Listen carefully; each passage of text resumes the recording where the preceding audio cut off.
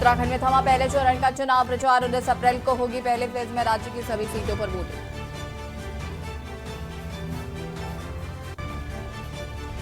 उत्तराखंड में पोलिंग पार्टियां हुई रवाना। शाम से सील हुई राज्य की सीमाएं। 19 अप्रैल को 5 लोकसभा सीटों पर पहला रण। चुनाव प्रचार के आखिरी दिन सीएम धामी पहुंचे कैची धाम। बाबा नीम करौली के दर्शन कर राज्य की 5 सीटों पर भाजपा की जीत की मांगे दुआएं। उत्तराखंड में अब तक जब्त हुए 22.54 करोड़ रुपए। 3 करोड़ से ज्यादा की पकड़ी गई शराब। अभियान जारी। चारधाम यात्रा में तीर्थ यात्रियों में उत्साह। पंजीकरण की दोगुनी रफ्तार। 2 दिन में आंकड़ा 5 लाख के पार पहुंचा। 19 अप्रैल को बदलेगा उत्तराखंड का मौसम। तेज हवाएं और ओला गिरने के आसार। पर्वतीय इलाकों में तापमान में आएगी गिरावट।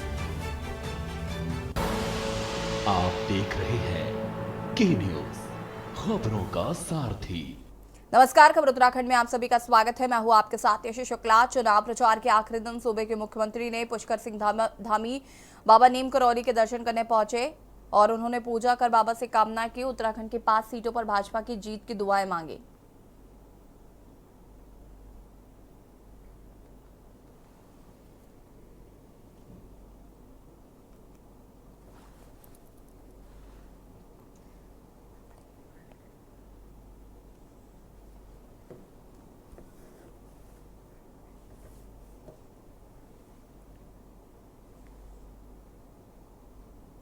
नैनीताल उधम सिंह नगर लोकसभा चुनाव के चलते आज कोटाबाग विधानसभा के कोटाबाग में मंडल कार्यकर्ताओं की बैठक प्रदेश महामंत्री राजेंद्र सिंह बिष्ट के नेतृत्व में की गई, जिसके चलते प्रदेश महामंत्री ने 19 तारीख को होने वाले मतदान को लेकर चर्चा करते हुए प्रधानमंत्री मोदी के 400 पार के नारों को सार्थक करने की अपील करते हुए चुनावों में अधिक से अधिक मतदान करवाने की बात बैठक में की है। बैठक में जिला समन्वय स्वावलंबी भारत के नवीन जोशी ने भी कहा कि भाजपा की नीति रीति के चलते नैनीताल उधम सिंह नगर लोकसभा प्रत्याशी अजय भट्ट की जीत को निश्चित बताया है।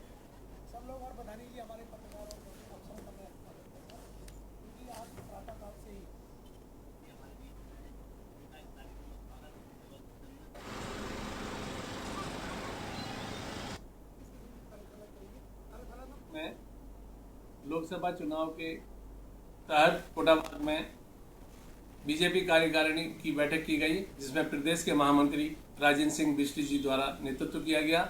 19 तारीख को होने वाले लोकतंत्र के महापर्व पर ज़्यादा से ज़्यादा मतदान की अपील की गई और साथ में ही मोदी जी के 400 पार के नारे को भी साकार करने के लिए अपील की गई है। धन्यवाद। 19 तारीख की हमारी पूरी तैयारी है। भारतीय जनता पार्टी विश्व की अपनी आप में एक अद्भुत पार्टी है। हम साल के 365 दिन काम करने वाले हमारे पास कार्यकर्ता हैं और जिस परिश्रम के हिसाब से हमारे कार्यकर्ता लगे हैं और देश के प्रधानमंत्री जी को एक बार पुनः विश्व में फिर तीसरी बार हमने उनको प्रधानमंत्री बनाना है और भारत 2047 तक हमने कहा आज़ादी के 75 वर्ष हो गए हैं। हम अमृत महोत्सव मना रहे हैं। जब 2000 आज से आज़ादी को 100 वर्ष पूरे होंगे 2047 में भारत एक विकसित राष्ट्र बनने वाला है। हम तीसरी महाशक्ति के रूप में उभर कर आने वाले हैं और भारत पुनः फिर अपने सोने की चिड़िया कहलाने वाला और विश्व गुरु कहलाने वाला भारत बनने वाला है। खबर नैनीताल से है, जहां पर पार्टियों का रवाना होना शुरू हो चुका है। नैनीताल जिले के 6 विधानसभा में 1010 पोलिंग बूथ है। निर्वाचन विभाग के सहायक रिटर्निंग अधिकारी ने बताया कि हल्द्वानी के एसबी पीजी कॉलेज से दूर पोलिंग बूथ के लिए 57 पार्टियों को रवाना किया जा रहा है। आज ही साथ ही अन्य मतदाता कार्मिकों को उनकी ड्यूटी और औपचारिकताएं संबंधित जानकारी दी गई है।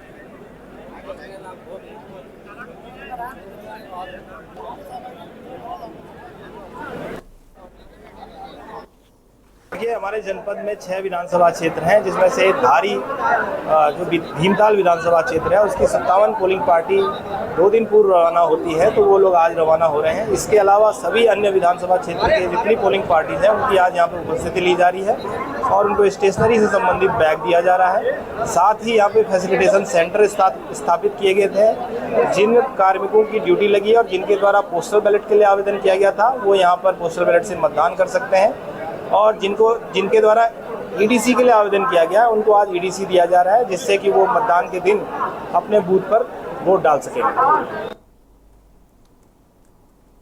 लोकसभा चुनाव का प्रचार प्रसार 5 बजे बंद कर दिया गया, जिससे पहले दोनों ही राष्ट्रीय पार्टियों के प्रत्याशी लगातार अपने प्रचार प्रसार करते हुए दिखाई दिए। दोनों ही प्रत्याशियों ने बाबू पैठणी के क्षेत्र में डोर टू डोर प्रचार कर अपने लिए जनता से वोट, और इस दौरान कांग्रेस प्रत्याशी गणेश गोदियाल ने राहु मंदिर में जाकर जीत का आशीर्वाद लिया है। उन्होंने कहा है कि इस बार जनता अपना मन बना चुकी है कि कांग्रेस प्रत्याशी को दिल्ली पहुंचाना है।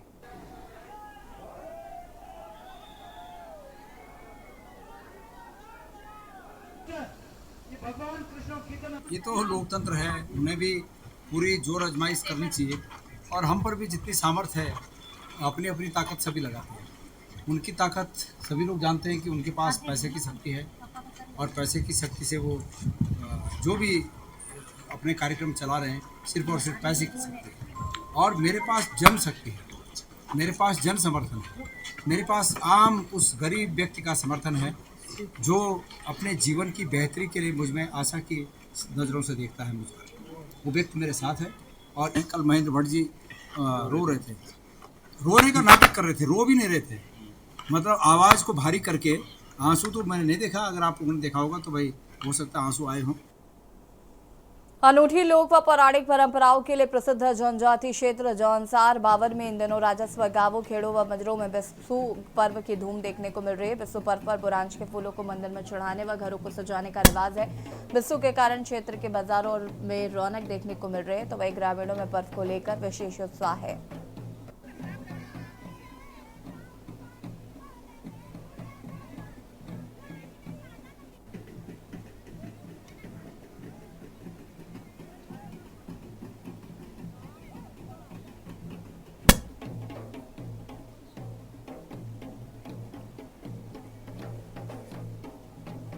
उत्तराखंड में 5 लोकसभा सीटों में पहले चरण में होने वाले मतदान के लिए प्रचार प्रसार का शोर थम गया है।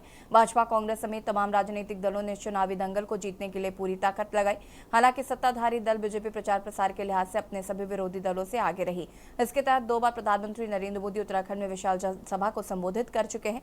इसके अलावा केंद्रीय गृह मंत्री अमित शाह, मुख्यमंत्री योगी आदित्यनाथ, बीजेपी राष्ट्रीय अध्यक्ष जेपी नड्डा, रक्षा मंत्री राजनाथ सिंह समेत पार्टी के तमाम स्टार प्रचारक राज्य में पार्टी प्रत्याशियों के पक्ष में मतदान की अपील कर चुके हैं। वहीं मुख्य विपक्षी दल कांग्रेस की बात करें तो कांग्रेस की राष्ट्रीय महासचिव प्रियंका गांधी पौड़ी और हरिद्वार लोकसभा सीट में जनसभा कर चुकी हैं। वहीं राज्य के प्रचार के अंतिम दिन भी भाजपा कांग्रेस ने जमकर प्रचार किया। इसके तहत मुख्यमंत्री पुष्कर सिंह धामी एक और जहां नैनीताल में मेगा रोड शो करते नजर आए, तो वहीं दूसरी ओर कांग्रेस के राष्ट्रीय महासचिव सचिन पायलट ने हल्द्वानी में विशाल जनसभा को संबोधित कर कांग्रेस प्रत्याशी के पक्ष में मतदान की अपील की है। वहीं इसी प्रचार के दौरान कई नेता जनता में भावुक अपील भी करते हुए नजर आए। भाजपा प्रदेश अध्यक्ष महेंद्र भट्ट जनता को संबोधित करते हुए फूट फूट कर रोने लगे। उन्होंने दोनों हाथ जोड़कर भाजपा प्रत्याशी को जिताने की अपील की है। महेंद्र भट्ट की आंखों में वही विपक्ष ने इस पर निशाना साधा और कहा कि महेंद्र भट्ट की आंखों में तब आंसू नहीं आए जब जोशीमठ पे लोग बेघर हो रहे थे और रो रहे थे, तब वो हमारे लोगों को मौवादी बता रहे थे। सवाल ये है कि एक तरफ भाजपा 400 पार का नारा दे रही है, तो वहीं दूसरी ओर भाजपा के अध्यक्ष को भावुक होकर जनता से वोट मांगना पड़ रहा है। देखिए रिपोर्ट। देवभूमि उत्तराखंड में अब प्रचार का शोर थम चुका है। पहले चरण में राज्य की 5 लोकसभा सीटों में होने वाले मतदान के लिए कुल 55 प्रत्याशी चुनावी मैदान में हैं। सभी प्रत्याशी जनता के बीच जाकर अपने पक्ष में मतदान की अपील कर रहे हैं। हालांकि राज्य की 5 सीटों में भाजपा और कांग्रेस के बीच सीधा मुकाबला देखने को मिल रहा है। दोनों ही दलों के तमाम स्टार प्रचारकों ने भी राज्य में प्रचार किया है। हालांकि इस प्रचार में भाजपा सबसे आगे नजर आ रही है। प्रधानमंत्री नरेंद्र मोदी से लेकर योगी आदित्यनाथ, अमित शाह, जेपी नड्डा समेत तमाम दिग्गज नेताओं ने पार्टी प्रत्याशियों के पक्ष में मतदान की अपील की है। वहीं भाजपा, कांग्रेस समेत तमाम राजनीतिक दल भारी बहुमत के साथ जीत का दावा कर रहे हैं। इस बार की रामनवमी में भगवान राम अपने घर में आ गए हैं, अपने महल में आ गए हैं।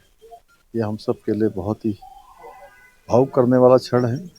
आज मैं भी प्रातःकाल कन्या पूजन कर रहा था और मन में विचार आ रहा था कि 500 सालों के बाद भगवान रामलला अपने महल में आए हैं, अपने घर में आए हैं। सौभाग्य हमको मिला है। मैं बहुत आज भावुक भी हूँ ये क्षण देखकर कि साक्षात हमें फिर से राम युग में आने का सौभाग्य प्राप्त हुआ है। एक तरफा सा माहौल दिख रहा है, आप लोग भी देख रहे होंगे। सामने कोई खड़ा दिखाई नहीं पड़ रहा है, न वो लड़ पा रहे हैं।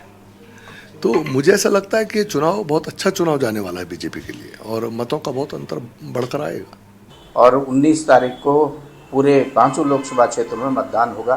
कांग्रेस के उम्मीदवार चुनाव लड़ रहे हैं, हाथ का चुनाव चिन्ह है और हमारी आप सबसे अपील है, निवेदन है कि देश के राजनीतिक हालात को देखते हुए जिस तरीके से उत्तराखंड में 5-7 साल भारतीय जनता पार्टी का शासन उत्तराखंड राज्य का और 10 साल की केंद्र की सरकार, 10 साल के सांसदों का कार्यकाल, इसका आकलन करने का वक्त अब आ गया है और आप लोग इस समय जज की भूमिका में हैं।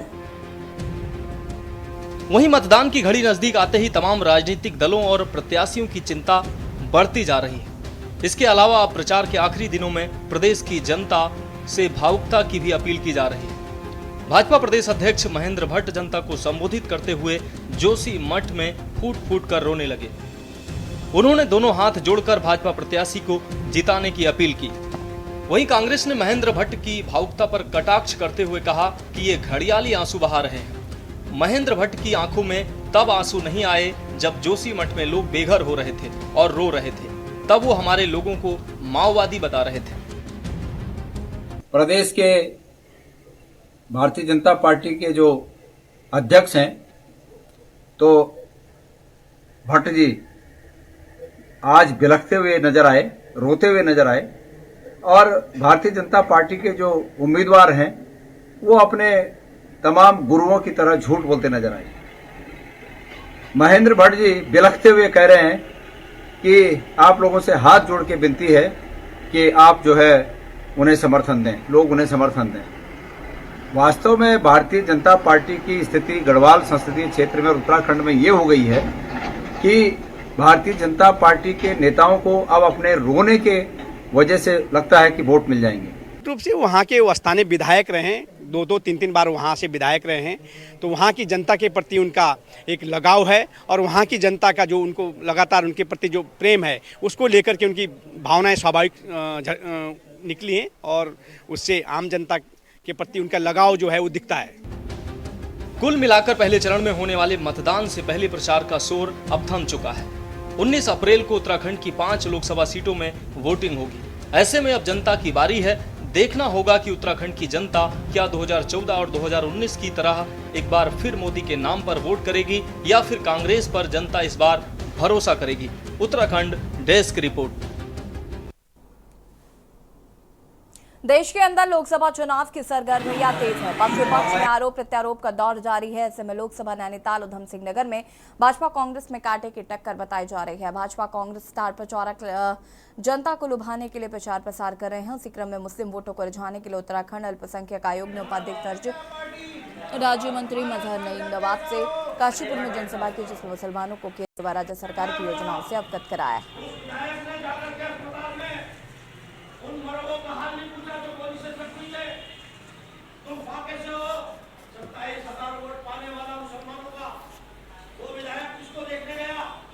कांग्रेस ने हमेशा मुसलमानों को वोट बैंक के रूप में इस्तेमाल किया। कांग्रेस ने जो मुसलमानों को बरगरा करके वोट बैंक हासिल किया, हम ये कहने आए हैं पूरे देश में जो 10 सालों में गरीब कल्याणकारी योजनाएं मोदी जी ने चलाई हैं, सबसे ज़्यादा गरीब कल्याणकारी योजनाओं का लाभ मुस्लिम समाज को मिला है। और फिर मोदी जी ने 5 साल की गारंटी ली है कि गरीबी को समाप्त करेंगे, गरीबों को उनका अधिकार देंगे। जो महिलाएं जो हमारी थी, मुस्लिम महिलाएं जिनको आज़ादी के बाद कभी उनके अधिकार नहीं मिले, वो मोदी जी ने दिए 3 तलाक का। लोकसभा चुनावों के आखिरी पड़ाव में कांग्रेस से जनसभाओं में पूरी ताकत झोंकती है। मंगलौर कस्बे में कांग्रेस प्रत्याशी वीरेंद्र रावत के समर्थन में पूर्व मुख्यमंत्री हरीश रावत ने कलीम अंसारी के निवास पर जनसभा आयोजित की। इस जनसभा में कांग्रेस के राष्ट्रीय सचिव काजी निजामुद्दीन भी पहुंचे और भाजपा पर जमकर बरसे। हरीश रावत ने कहा कि भाजपा सरकार ने केवल देश की जनता को ठगने का काम किया है। देश में बेरोजगारी बढ़ रही है, युवा नौकरी के लिए तरस रहे हैं। राहुल गांधी के नेतृत्व में इस बार देश की जनता ने मन बना लिया है और कांग्रेस सत्ता में वापस लौटेगी। वहीं कांग्रेस के राष्ट्रीय सचिव काजी निजामुद्दीन ने कहा कि हरिद्वार से भाजपा के सांसद 2 बार रहे, लेकिन हरिद्वार की जनता का उन्हें कोई सरोकार नहीं था। एकजुट होकर के वोट करिए, अपने लिए वोट करिए, अपने बच्चों के, अपने परिवार के भविष्य के लिए वोट करिए, अपने विकास के लिए वोट करिए, इस महंगाई के खिलाफ वोट करिए, बढ़ती बेरोजगारी के खिलाफ वोट करिए, जो बढ़ता हुआ वैमनस्य है इसके खिलाफ वोट करिए। और निश्चित तौर पर यदि इन चीज़ों के लिए वोट होगा तो वो कांग्रेस के पक्ष में जाएगा, क्योंकि कांग्रेस ही इस देश के अंदर है जो मोहब्बत की दुकान लेकर के चल रही है, जो प्रेम और भाईचारे को आगे बढ़ाने का काम कर सकती है। कितना समर्थन जनपद में मिल रहा है? बड़ा प्यार मिल रहा है, लोग परिवर्तन का मन बना चुके हैं, ये परिवर्तन की बयार बह रही है। आज मंगलौर में हरीश रावत जी के कई प्रोग्राम हुए, हरचंदपुर और मंगलौर में 2 प्रोग्राम हुए। हमारे साथ कलीम अंसारी साहब और आमिर अंसारी साहब हैं, इन्होंने एक बहुत बड़ा प्रोग्राम यहाँ किया और मंगलौर के ज़िम्मेदार लोग यहाँ मौजूद थे, चौधरी साहिबान बहुत सारे यहाँ मौजूद थे और सभी ने हरीश रावत जी का समर्थन किया। एक लंबे वक्त के बाद एक ऐसी मीटिंग हमने यहाँ देखी जिसमें इतने गंभीर और ज़िम्मेदार लोग, इन्फ्लुएंशियल लोग एक साथ मौजूद रहे। तो देश के हालात सबके सामने हैं, जो भी हालात हैं तो उनको देखते हुए सभी लोग एकजुट होकर भारतीय जनता पार्टी को हराने के लिए, कांग्रेस पार्टी को मजबूत करने के लिए इकट्ठे हुए। नेता यहाँ आए, इनका मैं बहुत शुक्रगुजार हूँ। इन्होंने अपनी बात कही और आज मैं ये कहना चाहता हूँ आपकी ज़मानत पर कि मंगलौर विधानसभा सबसे ज़्यादा वोटों से लोकसभा जीतने जा रही है इंशाल्लाह। ये आपकी ज़मानत पे मैं कह रहा हूँ बात। एक माहौल बना है यहाँ पर, एक तरफा माहौल मंगलौर से ही मैं मान के चलता हूँ कि यहाँ से ही एक तरफा जीत के चलेंगे हम लोग। और यहाँ रुकेंगे छोटे से ब्रेक के लिए, जल्द हाजिर होते हैं। ब्रेक के बाद एक बार फिर से आप सभी का स्वागत है। खबर रुड़की से, जहां पर भगवानपुर में लोकसभा चुनाव लड़ रहे भाजपा प्रत्याशी के समर्थक और निर्दलीय प्रत्याशी के कार्यकर्ताओं में झड़प हो गई। देखते ही देखते दोनों पार्टी के कार्यकर्ताओं ने मारपीट होने लगी। सूचना पर पहुंची पुलिस ने किसी तरह से दोनों प्रत्याशियों के समर्थकों को बमुश्किल समझा बुझाकर शांत किया, जिसके बाद उन्हें वहां से रवाना किया गया। वहीं भारी संख्या में पार्टी कार्यकर्ता थाने पहुंचे और पुलिस को तहरीर देकर कार्रवाई की मांग की है। पुलिस ने तहरीर के आधार पर मुकदमा दर्ज कर लिया है और जांच में जुट गई। गुंडागर्दी की पराकाष्ठा मैं आपको बता देना चाहता हूँ कि माननीय त्रिवेंद्र रावत जी, एक छोटा सा नॉर्मल था हमारा कार्यक्रम था, 20-25-30 कारों के काफिले के साथ हम कुंजा बहादुरपुर गांव पहुँचे। शहीद विजय सिंह स्मारक पर माल्यार्पण का कार्यक्रम था और उसके बाद उनकी एक पुलिसता में एक कुछ राजपूत समाज के लोगों से एक मीटिंग थी, तो हम लोग वहाँ से तब निकले तो चुड़ियाला में पहुँचे तो वहाँ उमेश कुमार का काफिला आगे आगे हमें मिला। तो हमने अपनी गाड़ियाँ स्लो करके कुछ देर हम रुके कि इनको जाने दो, क्योंकि एक व्यवस्था है ये राजनीति की, चुनाव अगर लड़ रहा है कोई और दूसरा विपक्षी पार्टी को सामने आ जाती है तो दूसरे को पहले ही व्यवस्था में साइड हो जाना चाहिए। आज का जो घटनाक्रम है वो अत्यंत ही गंभीर है और जिस प्रकार निर्दलीय प्रत्याशी के गुंडों ने हमारी पार्टी के प्रत्याशी के निजी सुरक्षा अधिकारी जो सरकारी पीएसओ है उसके ऊपर हथियारों से जानलेवा हमला किया, तो अभी हमने भगवानपुर थाने में तहरीर दी है और हमने चुनाव अधिकारी को भी आदर्श आचार संहिता का जो 200 गाड़ियों के साथ उसका काफिला था उसके लिए भी कंप्लेन की है और अभी यहाँ से जो उनका ड्राइवर था भाजपा प्रत्याशी का उसके ऊपर हमला किया। हमारा कार्यकर्ता था दिनेश केमवाल, उसके ऊपर जानलेवा हमला ही नहीं किया, हथियारों को लहराकर जान से मारने की धमकी देते। भारत के निर्वाचन आयोग ने अपने विशेष निगरानी और छापा अभियान में नकदी, शराब, ड्रग्स और मुफ्त सामान जब्त का नया रिकॉर्ड बनाया है। चुनाव प्रचार में धनबल को रोकने के लिए चुनाव आयोग ने विशेष निगरानी और छापा अभियान में उत्तराखंड से 22.5 करोड़ रुपए की नकदी, शराब, ड्रग्स और कीमती धातु जब्त की। 2019 लोकसभा चुनाव के दौरान बरामद राशि की तुलना में ये 3 गुना से भी अधिक है। एक तरह से इस बार नकदी जब्त करने के मामले में पिछले सभी रिकॉर्ड टूट गए हैं। 2019 की चुनाव की तुलना में हमने काफी बड़ी मात्रा में इस बार लिकर कैश की यहाँ पर हमने बरामदगी किया है।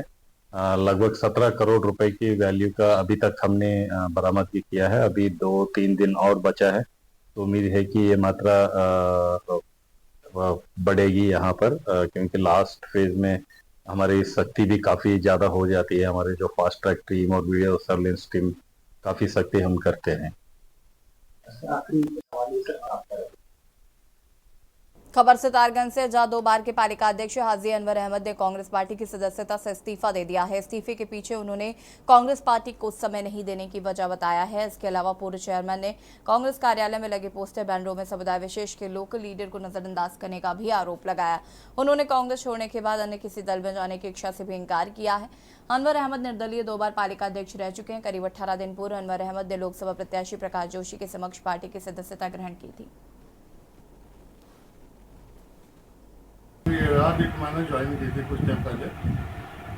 अब मेरे घर में ऐसी परिस्थिति बन गई जो कि मैं इलेक्शन के टाइम पे जो है कार्यकर्ता को कांग्रेस पार्टी के लिए टाइम देना चाहिए, वो टाइम मैं नहीं दे पा रहा हूँ। तो मुझे भी अच्छा नहीं लग रहा है कि टाइम नहीं दे पा रहा। और खबर उत्तराखंड में फिलहाल इतना ही। देखते रहिए के न्यूज़ इंडिया। नमस्कार।